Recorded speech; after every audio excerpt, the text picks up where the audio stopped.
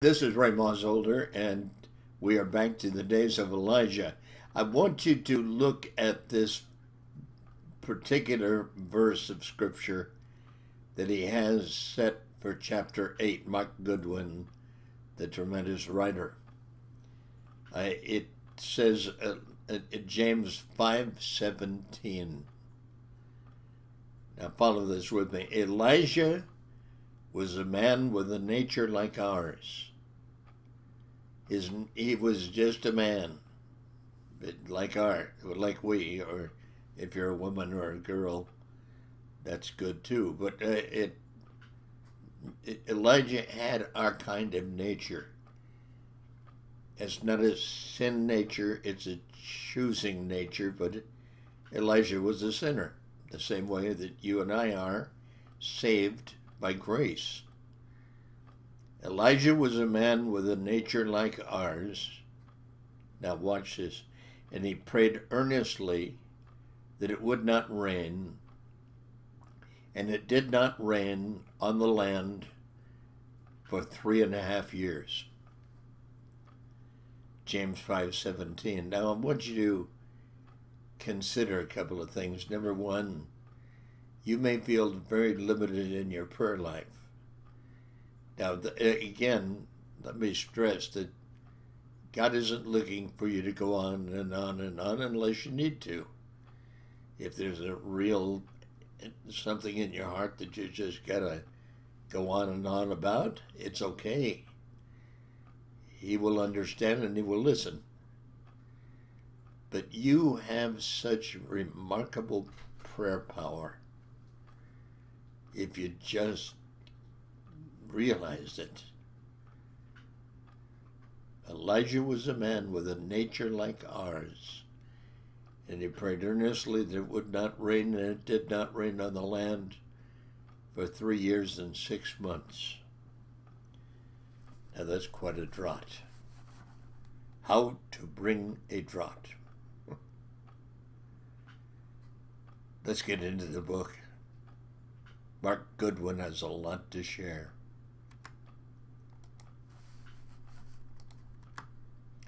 Everett stretched out on the bed and ran his fingers through Courtney's hair. She opened her eyes and smiled softly. As instructed by Elijah, Sunday morning was spent resting and recuperating from a tough week of getting Kevin and Sarah moved to the cabin and the previous day's mission of taking supplies out to the cave. Socks meowed and scratched the sheets at the foot of the bed. Courtney sat up and picked up the cat to pet him. I think he's hungry, Everett said. As a matter of fact, I could use something to eat myself. You relax. I'll make breakfast this morning. She put Socks down and got up. Wow, we should have got a cat a long time ago. Courtney whacked him with the pillow. Shut up, I've made breakfast before. Not since I've met you. Everett took cover in case of another assault by the pillow. But Courtney just rolled her eyes and put her jeans on. Everett watched her as she finished dressing. Isn't Sarah going to get mad about you abducting her cat? He's slept up here every night since they moved to the cabin. Courtney pulled her hair back into a ponytail. No, Cupcake is her pet. Socks belonged to the little girl that disappeared. I think Sarah said her name was Lacey. Okay. Then I guess it's a good arrangement for everybody. Everett reached out to give Socks a scratch. Do you think Elijah will let Kevin and Sarah come to D.C.? She asked. I haven't the foggiest idea. Everett continued to scratch the purring feline. I suppose we should walk over to his house and ask after breakfast. Okay. Plus, we never asked him what to bring. What do you mean? Guns, packs, water, food, maybe some coins. Courtney furrowed her brow. Now you're making me think about it too much. It's going to make me want to back out. By faith, Everett winked. She began climbing down the ladder. Yeah, by faith. Everett and Courtney managed to accomplish very little else besides eating, resting, and stopping by Elijah's for a few minutes Sunday afternoon. Despite doing nothing, the day flew by and it was soon time for bed. Monday morning, Everett heard Elijah's knock at the door downstairs. He stared at the contents of the safe before closing it. Elijah had been very vague when they'd asked what to bring the day before, but Courtney, Kevin, Sarah, and himself had determined to bring the essentials for a worst-case scenario. Everett brought his SIG pistol because it was easily concealed. He still had his CIA credentials. He doubted that they would do him any good at all if he were caught in D.C. with a weapon and no mark. But it couldn't hurt. They'd be driving in Ken's Camaro, which was fast, had a trunk to conceal the long guns that they'd be traveling with, and couldn't be directly connected to any of them if they had to ditch it. Packs were stowed in the back of the Camaro with 3 days of food for the entire team, in case they had to lay low for a while or travel back on foot. Everett opened the tube of 1-ounce gold American Eagle coins and dropped 5 in his pocket. Anyone who would be in position to provide any type of black market service that they may need, such as hiding them in a safe house or giving them food or transportation, would recognize the value of the coins. Elijah's here. It's time to go, Courtney called out from downstairs. I'm almost ready. Everett closed the safe, spun the dial, and looked toward heaven. God, please keep us safe. I know I'm supposed to trust you, but I'm a little new at this, so please be patient with me. 15 minutes later, they were in the car and on the road. Everett drove, Kevin rode in the passenger seat. Courtney, Sarah, and Elijah rode in the back. How far is it to D.C.? Sarah asked. Everett glanced at the rear view. 2 hours if we were going straight in on I-66, but we're cutting around from the north. It adds a half hour to the trip, but it reduces our odds of hitting a checkpoint before we go to the fence. Do you have a place near the fence where we can stash the packs and rifles in case things go south? Kevin asked. Everett looked at the keys dangling from the ignition. Well, my old apartment is in Ashburn, which is right outside of the first fence, but everything in that area was looted, vandalized, and generally destroyed after the attacks in November. My building could have been burnt to the ground for all I know. Is it out of the way? Kevin turned to Everett. No, we'll go right by there since we're taking the scenic route. Everett adjusted his visor to shield his eyes from the bright morning sun. Well, it's worth a shot. We can keep our pistols with us in case we have to shoot our way back. Kevin turned to watch the passing countryside out the passenger side window. Sure. Everett didn't want to consider his odds of shooting his way out of D.C., the hub of the new one-world government. An hour later, they drove by the first series of electronic road signs. Kevin read them aloud. Winchester census, next exit. Follow signs to Shenandoah University. Sarah's voice came from the back seat. Should we drive by and have a look at the setup? Might be a good place to hit a supply truck. Everett gritted his teeth, but saw no point in objecting. If they were going to actually pull it off, Winchester was the perfect distance from the cabin. Elijah, do you mind if we take a quick detour? Oh, please, do what you like. You're driving and it's your car. You certainly don't need my permission. Everett wouldn't have minded if the old man had opposed the suggestion.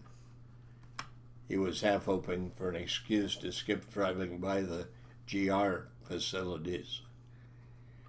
Well, it's your mission, and it's not really my car.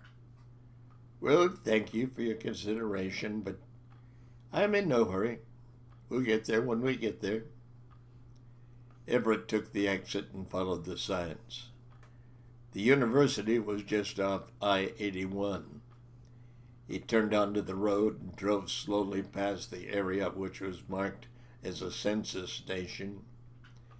There were several large armored vehicles. He counted 3 near the census station and 3 more near a large fenced-in enclosure where food was being distributed to a long line of people. The line snaked back and forth between poles with lengths of chain which were used as dividers. Looks like a line in a theme park. Yeah, Apocolypse land. Kevin said 4 Hummers and 2 Max Pros. Kevin placed a large magazine in his Glock that stuck out several inches from the bottom of the grip. These guys are pretty well armed for a small town. Everett glanced at the pistol as he continued to drive, hoping that there'd be no need for a confrontation with the GR troops, just yards away. He continued to drive down University Drive. We're getting some looks from these guards. We should probably keep moving. Everett's heart beat faster. He came to an intersection where University Drive ended. You think I should turn around? Kevin shook his head.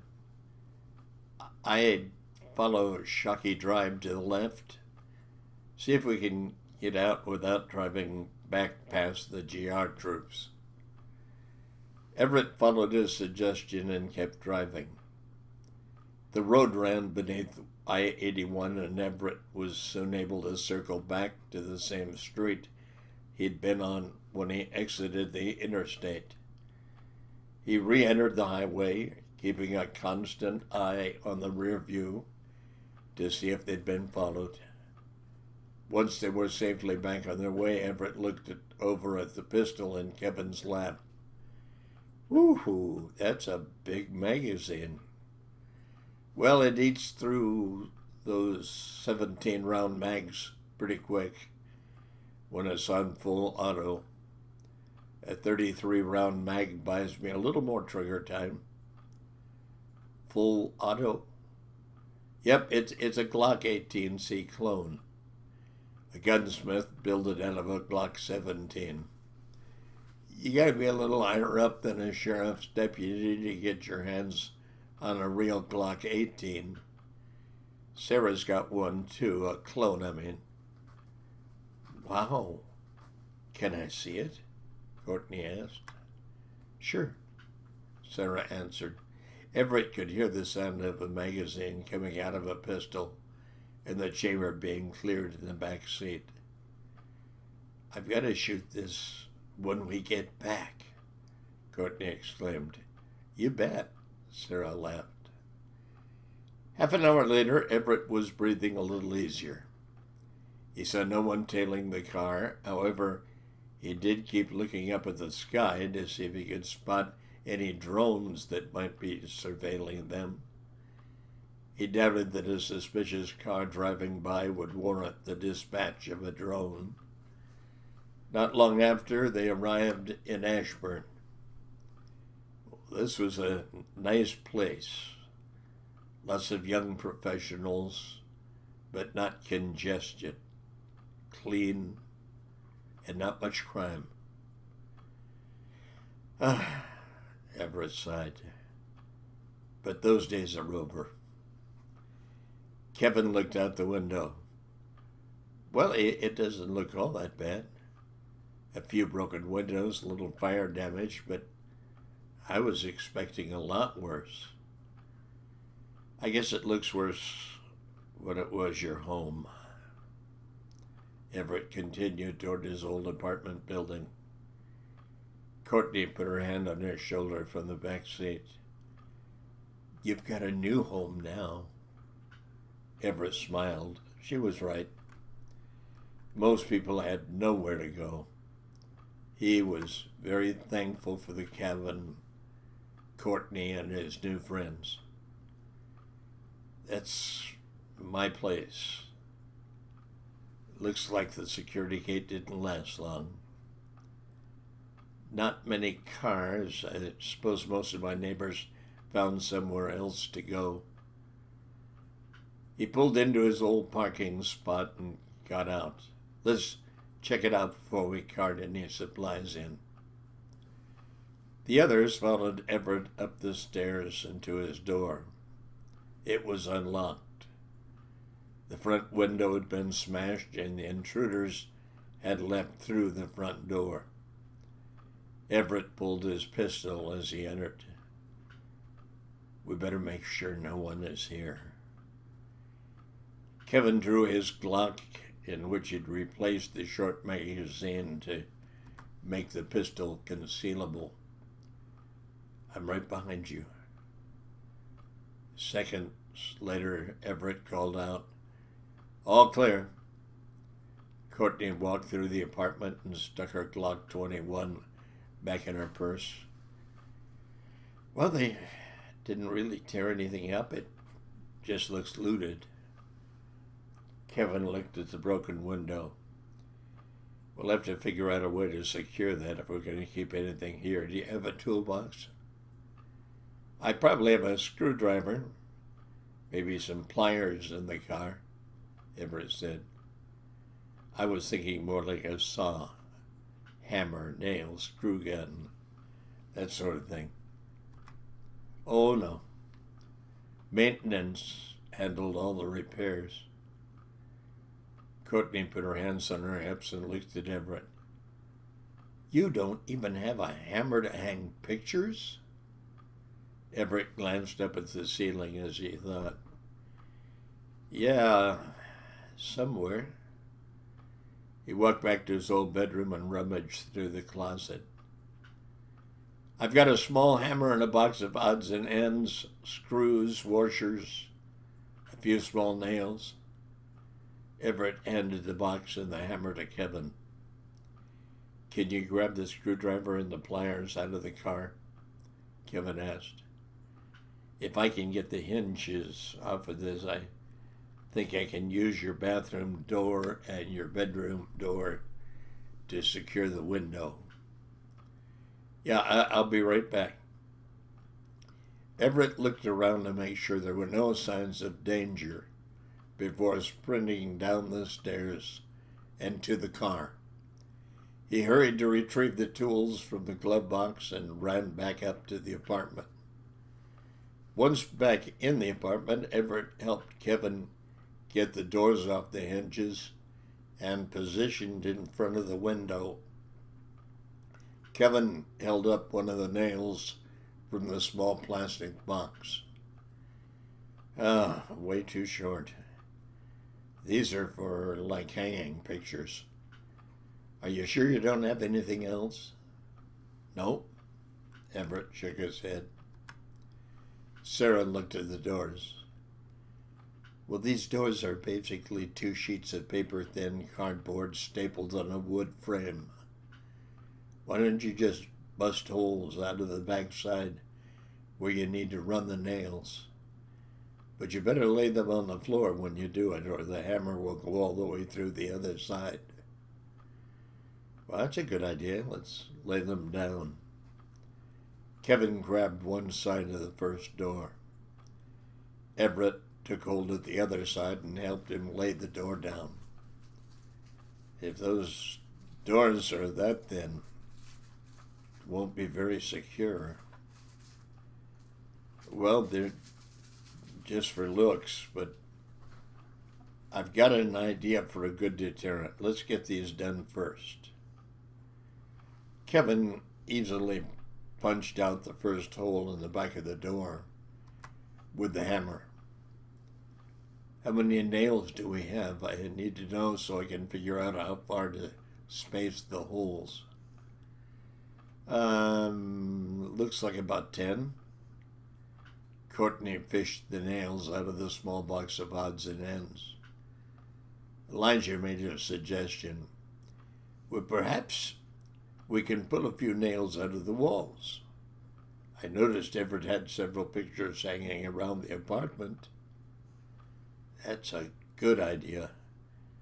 Bring them to me when you get them pulled out. Kevin continued bashing holes out of the door with a hammer. Everett took down the picture over his couch and handed it to Elijah. He then began pulling the nail out with the pliers, being careful not to bend it. He stepped down from the couch, handed the nail to Sarah to take to Kevin, and took down the picture near the door to retrieve that nail as well. Nobody move a muscle, a raspy female voice called from the other side of the broken window. You people are looting in the wrong complex. You've got 1 minute to clear out or we'll kill you dead where you stand. And come up with your hands over your head, single file, and if you got weapons, you better leave them on the floor. If you place any value on your life, you'll do exactly what I say. Everett held the hammer over his head and slowly turned to look out the window. A monster of a man was holding a pump-action shotgun pointed right at Kevin. The man looked to be well over 6 feet tall and nearly obese. Next to him was another man, slightly shorter and very muscular, leveling a rifle at Everett.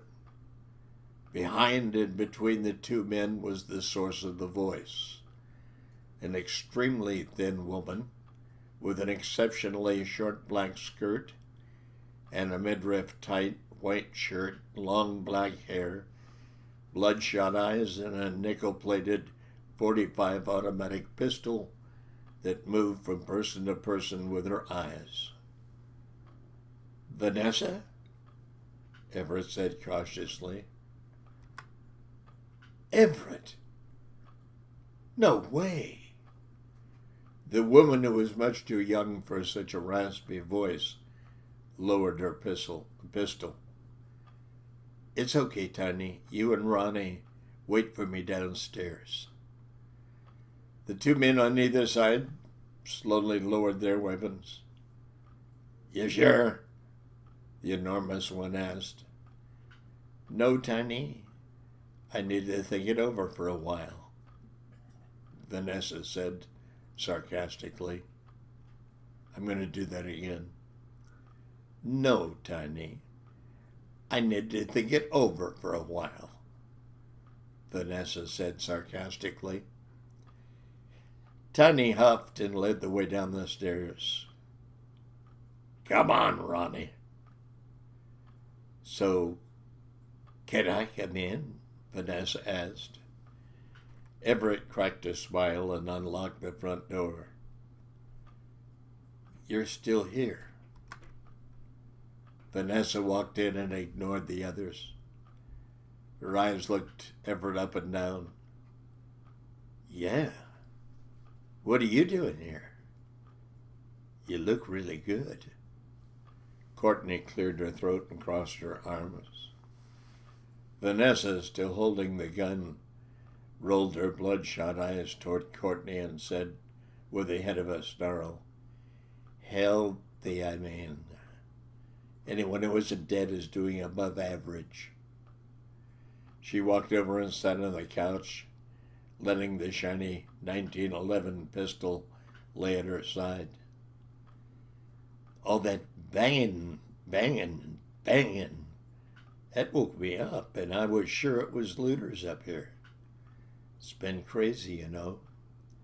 We've been trying to keep them scared off, maintain some type of order until the GR can get this area secured. Sorry, I look a little crazy. We had a party last night. I'm having another one tomorrow night. You're welcome as usual. Bring your friends, but they have to bring something, either booze, party supplies, or something to trade for them. Enough about me. Where have you been? Everett glanced at Courtney's scowl, then back to Vanessa. Well, my uncle had a cabin out in the country. I've been laying low. Everett continued with a cover story they'd devised beforehand. We just came back to look for work. Vanessa sat up on the couch. Are you going back to accounting or whatever you did for the old government? Since Everett wasn't supposed to disclose that the CIA was his employer, he'd generally told most people that he worked for the GAO. There was nothing like telling people that you were a bean counter to get them to quit asking you questions about your job. We'll see. I hear there's tons of jobs in Washington. Yeah, maybe. If you know someone. My real estate gig is over. Since the GR is handling all housing requests, I applied to the government agency that is over assigning living quarters, but I haven't heard anything back. If you still know some people with the new government, would you put in a good word for me? Well, for now, I'm working at a club on H Street. No, this is her. For now, I'm working at a club on H Street. It's changed a lot, but H Street is still the entertainment district. It looks more like Amsterdam, Vegas, or Ibiza than DC. It's pretty cool. You guys should come check it out tonight after you've done your job hunting. Vanessa flicked her right wrist and a phone interface lit up her skin. She slid her finger across the screen and selected her contacts. Did you get your Mark implant already? What's your number? Everett shook his head. No, there were no census stations out where I've been staying. We'll probably get them in D.C. if the lines aren't too long. She flicked her wrist again, turning off the pico projector just under the skin on the back of her hand. You'll have to get them before you apply for a job, even if you worked for the old government. They're not bending on that one. Vanessa stood and gave a slight tug to the edge of her skirt, which didn't do much. Well, I better let you guys get back to whatever you were doing. I've got to get a little hair of the dog. I've got a nasty hangover coming on. It's good seeing you again, Everett waved. Vanessa gave him a hug and a kiss on the cheek. You too. Before you go, can you tell me where this soft perimeter runs? I'm trying to get by as many checkpoints as possible. I just don't want to have them give me any grief over not having my mark yet. Vanessa had always run with a seedy crowd. Everett had been to enough of her parties to know that if anyone would know how to get around the authorities, she would. Vanessa stuck the gun under her armpit and pulled a pack of cigarettes out of the waist of her miniskirt. She looked at Elijah, Kevin, Courtney, and Sarah with a glare of mistrust. Come outside. I need a smoke. Everett understood that he was the only one invited. I'll be right back. He closed the door behind him and walked out to the landing above the stairs. Vanessa lit her cigarette and handed the pistol to Everett. Hold this for me. She took a long, deep drag and held the smoke while she flicked her wrist.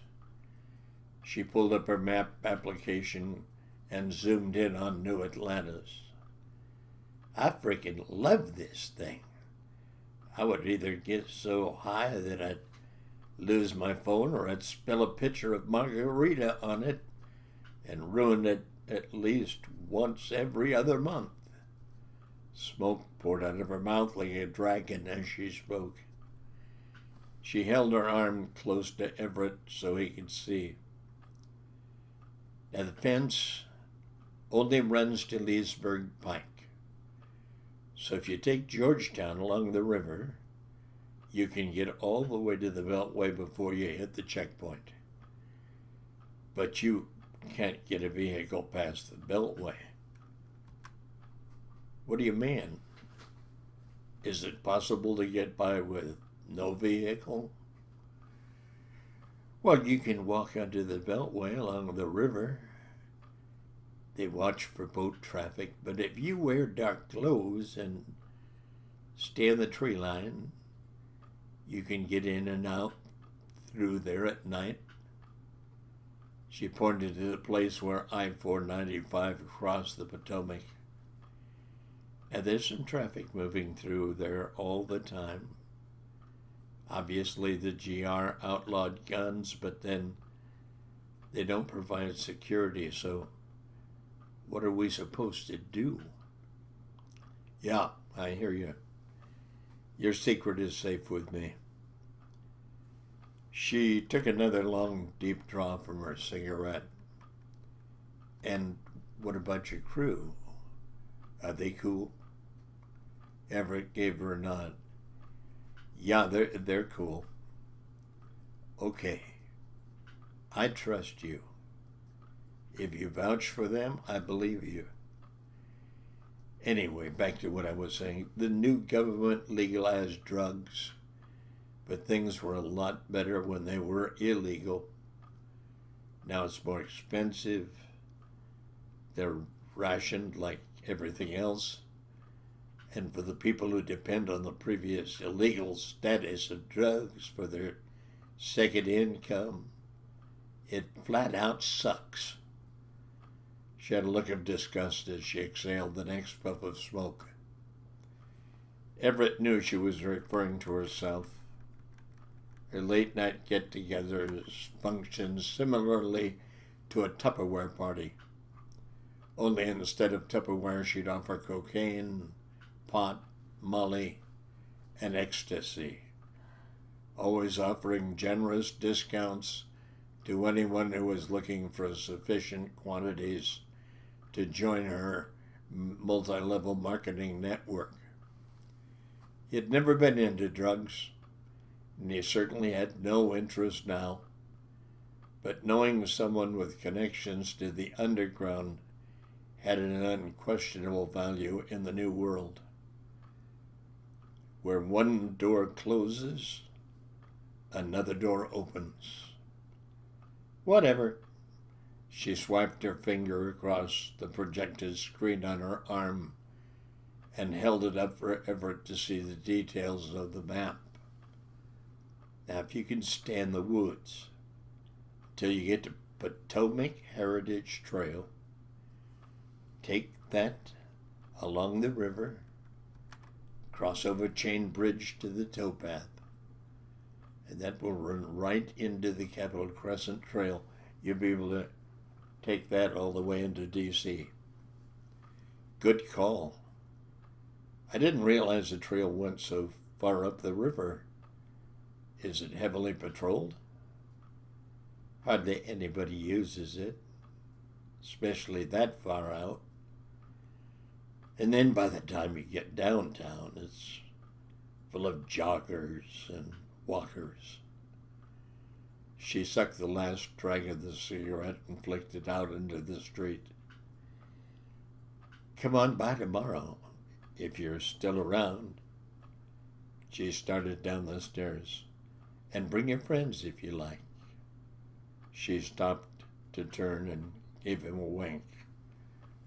Or come alone. Whatever. He chuckled and waved. Okay, see you later. When Everett walked back into the apartment, Kevin and Elijah were nailing the second door to the inside of the window. Did you get her number? Courtney's arms were crossed tightly and her jaw clenched even tighter. Seriously? Everett let his mouth hang open in utter surprise. That chick is a total crackhead. You must be joking. She's a total hooker. It's what she is. Courtney turned her back to him. Well, whatever she is, she has a line on the underworld, and that's an asset we might need to exploit. You worked in intelligence. You were a profiler. Never in a million years would you think that I'd hook up with somebody like that if your mind wasn't being clouded by emotion. Courtney still wouldn't look at him. You seem to know each other pretty well. You never told me about her. There must be something to hide. If you're wondering if we ever hooked up, the answer is no. She had parties all the time downstairs and sometimes in the weekends. I'd go hang out.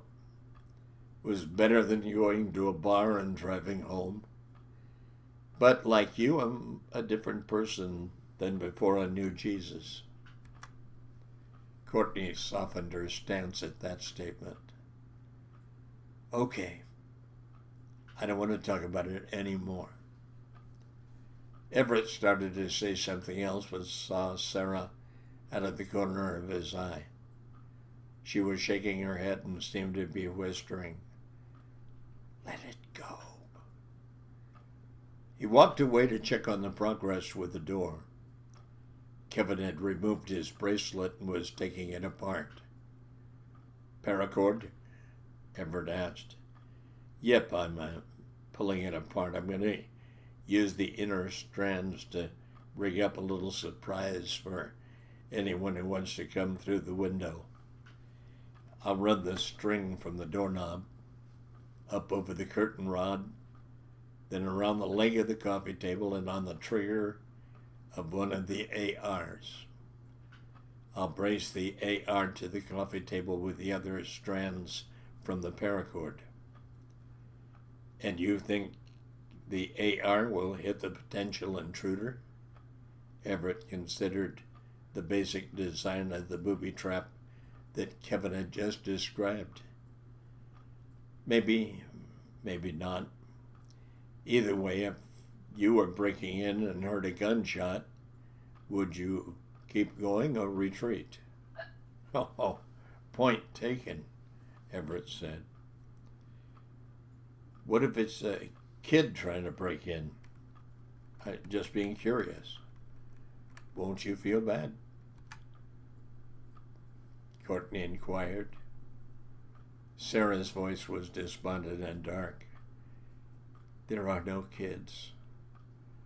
All the children disappeared. Everett lowered his head. This was something that Sarah had talked about several times. It was obvious that of all the people who disappeared, it was the two little girls in her group, Lacey and Lynette, that bothered her the most. It wasn't like she was sad for them. After all, they'd been spared much misery, but was like Sarah didn't want to live in a world without the laughter and purity of children. Kevin continued running the line around the curtain rod and to the weapon on the coffee table. Do you think your little friend will have the good sense to not try breaking in here after we leave? I hope so. If not, she'll either get a bullet hole or a good scare. Everett looked over his shoulder at Courtney, who was obviously trying to hold back a smile. He smiled and shook his finger at her as a light-hearted disapproval of her somewhat sadistic nature. What? I didn't say anything. She now had an ear-to-ear grin. He put his arms around her and pulled her in for a quick kiss. No, but you thought it. Well, let's try to get this stuff in the apartment before the hooker completely sobers up and starts eyeballing our gear. Sarah headed toward the door. Everett and Courtney followed her while Elijah and Kevin finished putting the final touches on the booby trap. All of the gear was in the house in one trip, since there wasn't much. Everett broke open one of the packs and began handing out MREs. Between what Kevin had brought from Tennessee and several cases stashed by John Jones, the group had plenty of them. Everett and Courtney sat at the small table in the kitchen. The others sat on the stools at Everett's breakfast bar. Over dinner, Everett explained what he'd learned about the smugglers' passage along the riverbank, and it was decided that they would wait until nightfall and sneak past the checkpoint in the early morning hours, rather than risk being detained for not having the mark. They still had one more week of the amnesty period, but this was the belly of the beast, literally. As they were discussing the plan to get past the Beltway, there was a knock at the door. Everett pulled his pistol and got up to check the people. He shook his head. It was Vanessa again. She was cleaned up, dressed, and evidently ready to go to the club where she worked. He opened the door. Hey, I forgot to mention, we keep our curtains closed at night. Light is a good signal that there's something worth stealing. They won't turn your electric service back on until you get registered and take your mark. But even candles will let looters know you're here. And where there's people, there's probably stuff worth robbing. Anyway, be safe. And pop by tomorrow night if you can. She waved as she turned to leave. Kevin pulled his shirt tail back to the handle of his pistol. She's got the street smarts. I'll give her that. Everett locked the door. I suppose people like that have been operating on a more surreptitious level for years, says the guy from the CIA. Sarah smiled. It's true.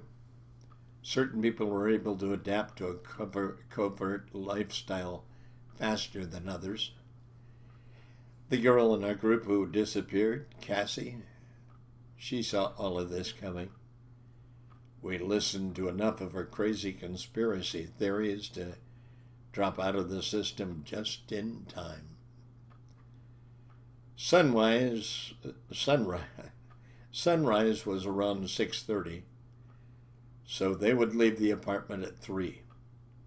That would give them time to find a good spot to stash the car and work their way up the riverbank in the dark.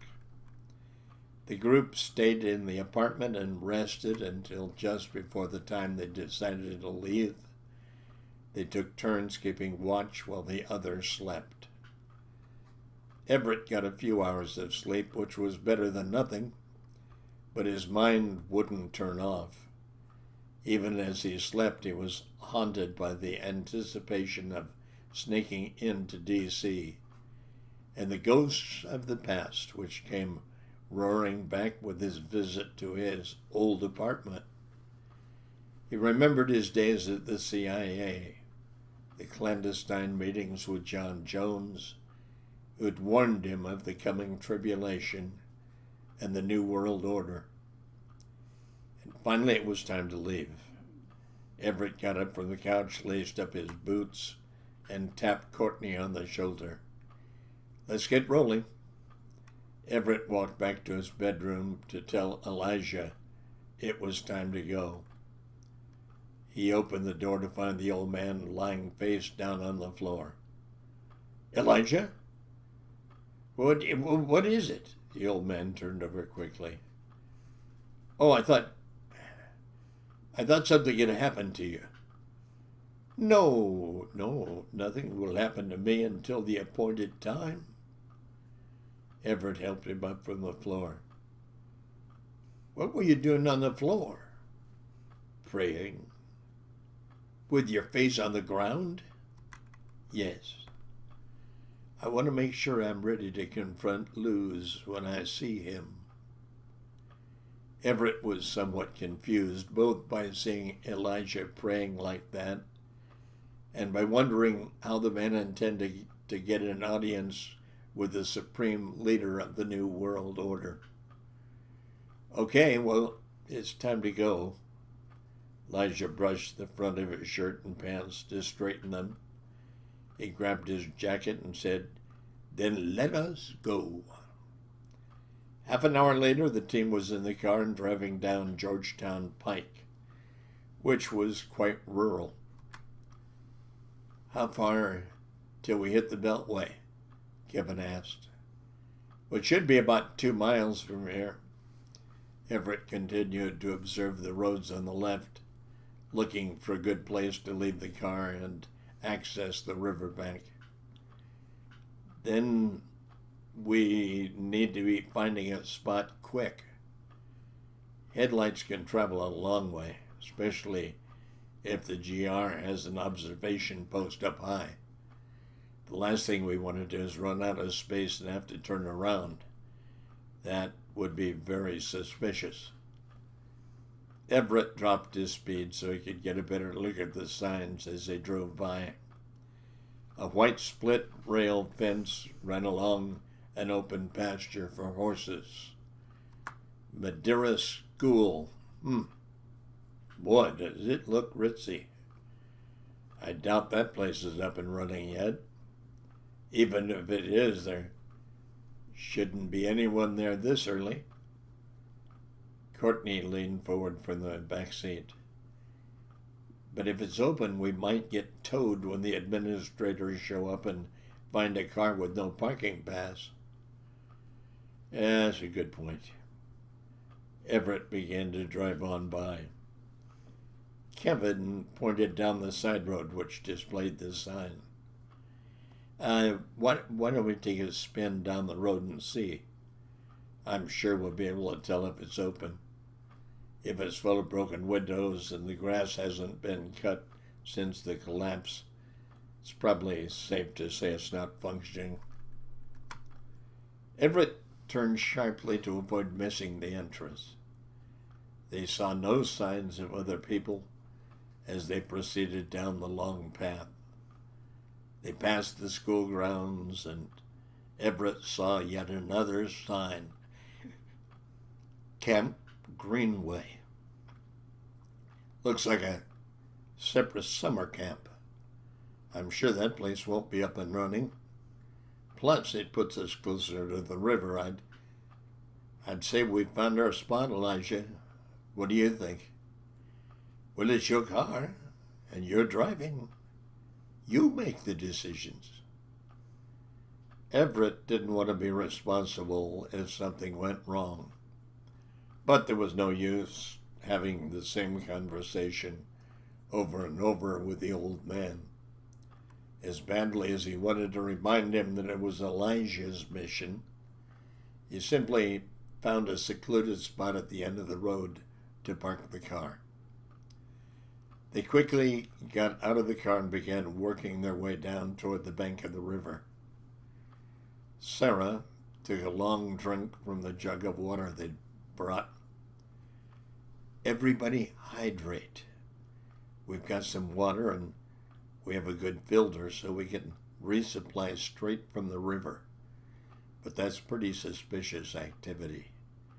So we don't want to unless it's our only option." Courtney took the jug next, had several drinks, then passed it to Everett. Kevin looked up at the sky. "Well, we've got a crescent moon, so not much light. We really have to avoid using flashlights unless we absolutely need them. I've got one light with a red filter which won't travel as far. So if we get stuck and we have to use it, I'll lead the way, then shine the light for each of you to follow over to me." Everett and Kevin carried 2 small packs with food and water for the trip. While they had less than 2 miles to the Beltway, they'd still have another 12 miles into D.C. proper. The first leg of the journey was fairly smooth. Sarah walked next to Kevin, who was accustomed to helping her navigate uneven terrain. Many places they had to traverse were rather steep. They approached a small waterfall which required using rocks for stepping stones. Sarah used her walking stick to support her weight with one hand, and Kevin steadied her with the other hand. Soon they could see the I-495 bridge crossing the Potomac and moved deeper into the tree line. The checkpoints were only on the exits, but they did not want to be spotted by a chance patrol that might be on the Beltway. They passed through without incident. "We made it," Courtney whispered excitedly. Everett gave her hand a squeeze. "Let's celebrate when we make it back out." It had taken more than an hour to traverse the rough terrain. They had only another couple hundred yards before they would hit the Potomac Heritage Trail, which would allow them to follow the river, cross over Chain Bridge to the Chesapeake Tow Path, and finally connect with the Capitol Crescent Trail, a paved footpath which would take them straight into downtown D.C. It was roughly a 13-mile trek, but having an even walking surface would greatly speed up their time. Moving at a slow, steady pace, which allowed for occasional breaks, they reached Washington Circle at 10:30 a.m. Elijah lifted his arms in the air. "And here we are. This very spot marks the lower left point of the pentagram formed by the streets of Washington, D.C. He pointed down K Street. "The convention center, 14 blocks down, marks the lower right point." He pointed toward the northeast. "Connecticut Avenue and Vermont Avenue converge at the White House to create the lowest point, or the mouth of the Goat of Mendes. Quite fitting if you think about it." Sarah looked around the circle and pointed toward a red brick building. "Wouldn't a street have to intersect Washington Circle right here to make a pentagram?" "You are very astute." Elijah laughed and nodded his approval. "Rhode Island Avenue terminates at Connecticut Avenue, leaving the only opening in the perfect inverted star. So, it's not a complete pentagram? Sarah looked at Elijah as if he were making up something that wasn't really there. Well, in deep pagan mysticism, the pentagram, which represents the star Sirius, is a gateway for summoning vile spirits. The single broken arm acts as a door and allows them to leave the control of the conjurer, free to enter into our world unrestrained. Elijah waited for Sarah's reply. She shivered and turned away without challenging his explanation. Come, let's find this malignant creature that we might not weary ourselves in this God-forsaken city any longer than need be. Elijah began walking south on 23rd Street. Everett held Courtney's hand as they followed. He was pleased both because Elijah was taking the lead and telling them where to go, and because he seemed determined to get this field trip over with. Everett felt a sense of nostalgia and loss as they continued down 23rd past the buildings of George Washington University, where he had attended college. He considered what he'd learned about the world during his time there, and how wrong most of those notions were. Elijah turned toward the left and followed Virginia Avenue. The elderly man seemed to have found a renewed source of energy, marching steadfastly in the direction of the Washington Monument. Everett was in good shape, as was the rest of the team, but they all found themselves breathing heavily to keep up with a much older man. Once they reached Constitution Avenue, Elijah headed east, quickening his pace to almost a jog. He finally slowed down when they reached 14th Street, but kept walking toward the GR Ministry of Religion building, which was being erected on the National Mall, directly across from the Washington Monument. Elijah pointed out the newly erected replica of the archway to the entrance of the Temple of Baal, which sat near the base of the Washington Monument. Yet another passageway for every unclean spirit. And what a fitting place, at the bottom of an obelisk, the ancient phallic symbol of sun god worship. Everett looked over the archway and then turned around. He stared at the new Global Republic General Assembly building, which now occupied the field that he had once looked across for an unobstructed view of the Capitol building. It seemed surreal. He'd always thought of the National Mall as sacred, a place no one would dare construct a building, particularly this hideous architectural nightmare.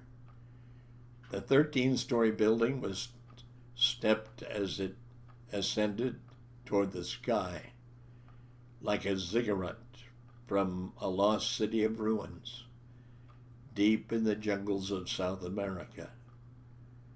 There were few other buildings in D.C. which clashed with the other buildings of the city, which were modeled after Greek or Roman temples. Courtney seemed to know what he was thinking.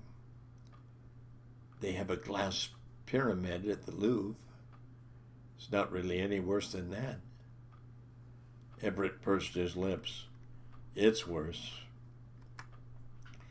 Kevin was less concerned with the heinous crime against aesthetics and pointed at a trench where the footer of the new Ministry of Religion building was being prepared. Look at those. Everett turned his attention to where Kevin was pointing. Giant rubber separators. Why would anyone put those under a building? Kevin continued to stare at the devices being installed in the footer. Well, those are called seismic isolators. They're layers of rubber and layers of metal with a lead cylinder core. The lead is soft, so it can bend without breaking if it needs to.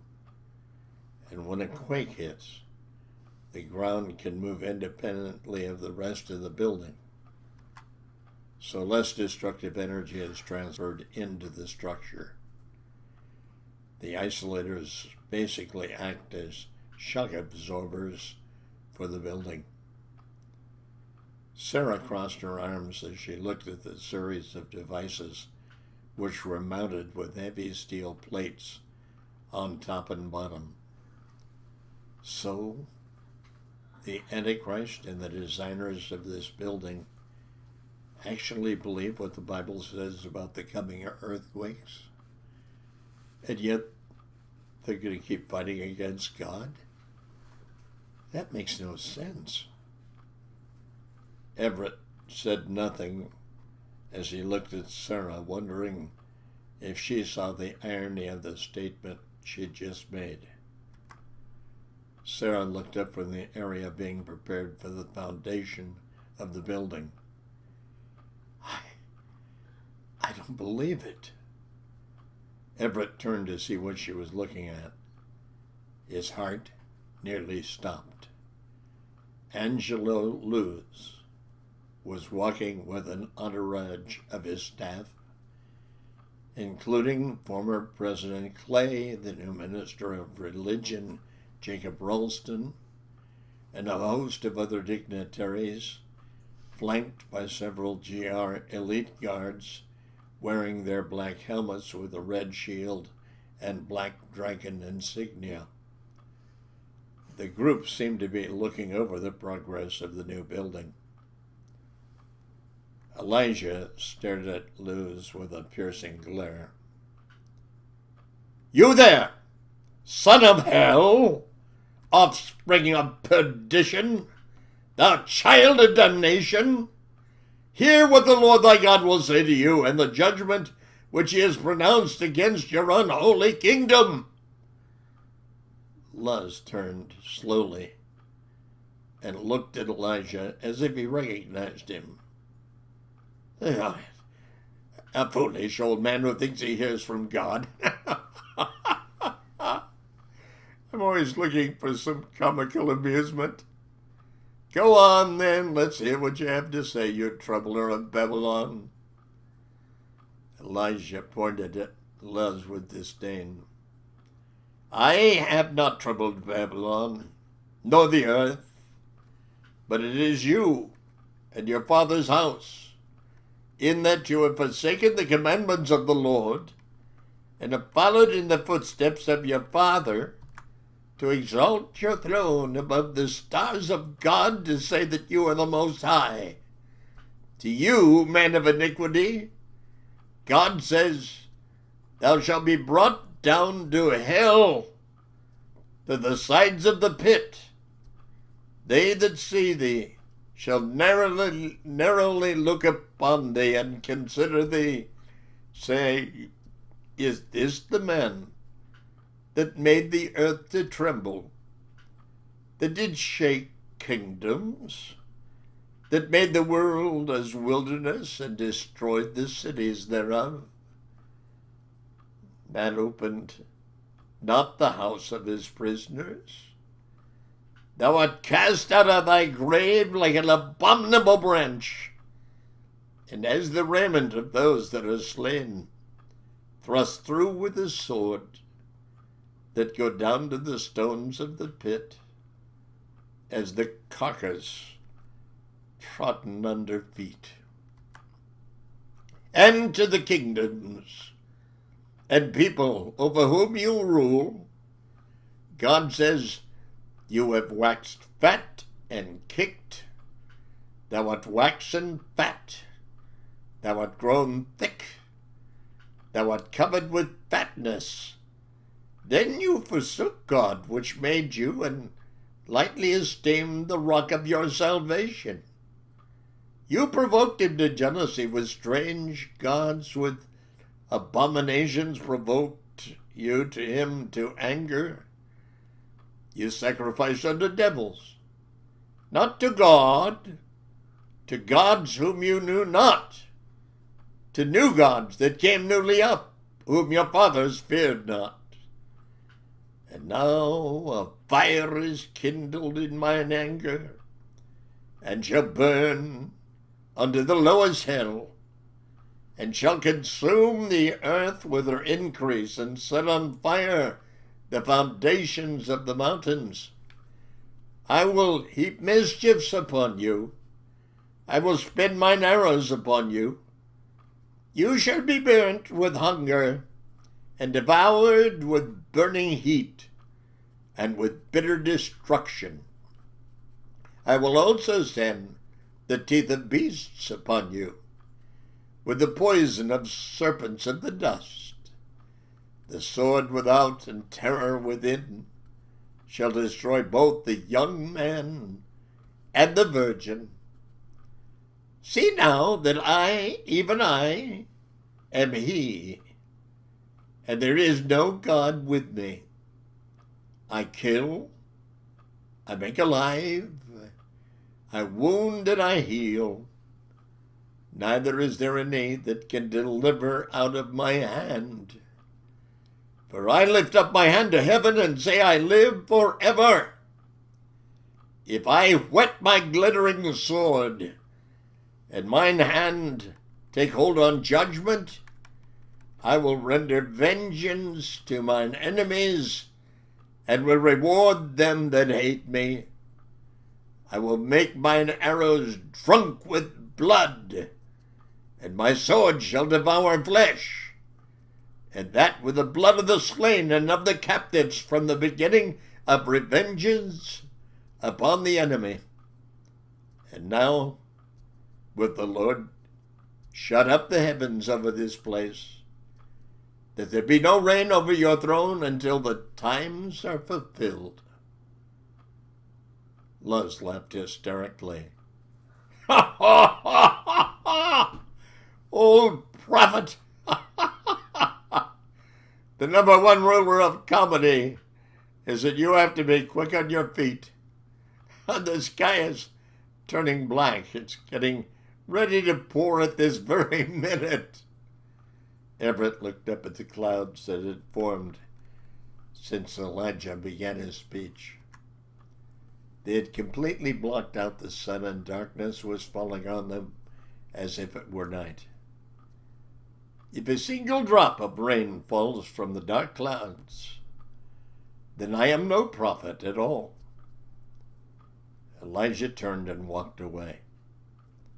Suddenly, lightning struck the Washington Monument and was followed by a tremendous clap of thunder, which made Everett duck his head. Courtney clasped his arm.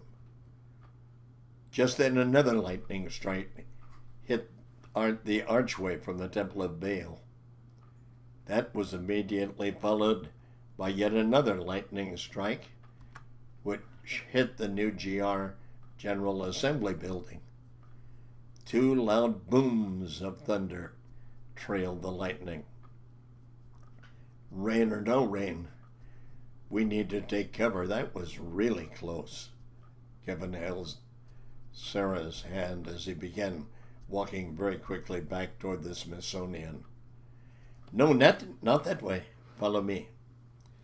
Elijah walked in the direction of the Washington Monument, cutting across the lawns toward Virginia Avenue. Everett held Courtney's hand as they followed Elijah. Kevin and Sarah trailed along behind. Luz yelled as Everett and the others ran. You should take heed of the book the old man so zealously espouses, "Bad company corrupts good character, and the companion of fools suffers harm." Everett knew the comment was intended as a threat. He glanced over his shoulder to see if any of the guards were pursuing them. None were, but one was talking on his radio, and Everett was sure he knew why. He had to sprint hard to catch up with Elijah. "I think we can have company. We should look for a place to lay low." Elijah turned to look at Everett. "Yeah, maybe so." The team continued a quick pace as they moved up Virginia Avenue. Everett took a quick turn on the 20th and called out to the others, who were all within earshot. "If we can get back to the university, we can at least duck in the yard. It'll be tougher to spot us from a vehicle." It was a 3-block sprint back to George Washington University. Everett led the way through a narrow walkway and into a courtyard where they wouldn't be visible from the street. They'd arrived in the nick of time. Sirens from New Atlantis police cars could be heard just blocks away. Everett bent down, putting his hands on his knees and fighting to catch his breath, just as the others were doing. "Well, we can't stay here long. As soon as campus security gets an alert, will be made." Sarah scanned the handful of students walking through the courtyard. Everett thought fast. They probably only recently resumed classes, and I can't imagine they've got a ton of people enrolled since the collapse. If we can tail someone with a security card and a door, we can go up to one of the upper floors where no classes are being held. Who knows, we might even find an unlocked door. Kevin knuckled his brow. "I don't like it, but I can't think of anything better." Everett replied, "Elijah, it looks like he could be a professor, and the rest of us aren't much older than the average student. Plus, we're wearing backpacks. I think we can pull it off." "Then let's strike while the iron is hot." Courtney began walking. "There's my mark." Everett looked at the slightly overweight young man walking toward the door that Courtney had nodded at. What is she doing? Everett watched as she sped ahead of everyone else, timing her arrival at the door to coincide with the boy she'd labeled as her mark. He observed her as she smiled at the boy and said hi, walking in the door behind him. Everett saw the boy acknowledge her, return the salutation, and bashfully turn away. Everett guessed that Courtney was roughly 4 leagues above any girl that had ever smiled at the boy, much less spoken to him. Kevin patted Everett on the shoulder as he headed toward the door. Operation Honeypot is a success. Everett forced a smile as he didn't appreciate the comment. Seconds later, Courtney held the door open so the rest of the team could come in. They quickly located the stairs and made their way up to the 3rd floor. Kevin took out his knife and unlocked the door to a vacant classroom. They stood near enough the window to watch the police cars driving by, but far enough to not be spotted standing there. Now what? Sarah asked. Everett shrugged. I don't know. I guess we wait and hope they call off the search. Kevin walked around the room and took a seat at a desk. I say we stay here till nightfall, and then break up into 2 teams, so we don't look like the group of 5 people the police are looking for. Courtney sat down as well. What if we just space ourselves out several yards? You guys take the lead as a couple. Elijah could follow 50 yards behind you. Then Everett and I can trail behind another 50 or 60 yards. 2 separate couples and 1 man by himself. And then if we run into trouble, one of the other team could assist. That's a good idea. Everett looked at Kevin. What do you think? Kevin nodded. Yeah, but if we get into a firefight, we need a rendezvous point. Sarah said, the car. If we can get all the way back to the Camaro, it's probably safe to say we weren't followed. Elijah nodded his approval. Does everyone agree? Each of them gave some gesture to let it be known that they concurred with the proposed course of action. And that's the end of chapter 8. It gets more exciting by the minute. Be back tomorrow for more of the days of Elijah.